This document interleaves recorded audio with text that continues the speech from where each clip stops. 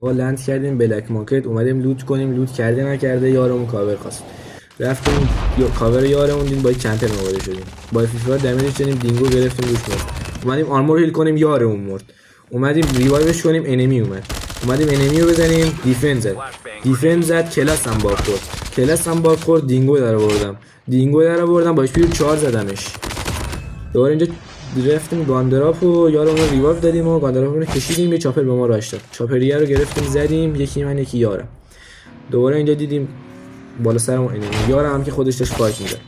گفتم یا خدا این اسکواد رو برام کلاس دادم، فهمیدم نوبه با یکم باشون کلاس بازی کردم، اومدم برم بالا یارم دوباره مرد. دوباره رفتم بالا، یه دقیقه اینجا وایسادم، فکر کنم پینگم بالاست، یارو وایساده جلوم، فهمیدم پینگم بالاست یارو وایساده، یه شات دادم، یه وان شات اینجا گرفتم ازشون،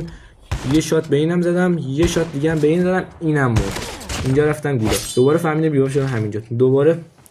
یه شات به این زدم، یه شات دیگه، دوباره اینو زدم، اومدیم آرمور هیل کنیم، هیل کرده نکرده یار اشتباه اومد، نفهمیدم چه جوری شات خوردم، کلاسم دوباره اینجا باگ خورد، اصلا اعصابم خورد، کلاسم باگ خورد اینجا، دوباره یه شات زد بهم، یه شات بیس زدم 144 تا، یه شات دیگه زدم، اتچمنت اچ عشق کن، داخل ادامه ویدیو نگاه کن.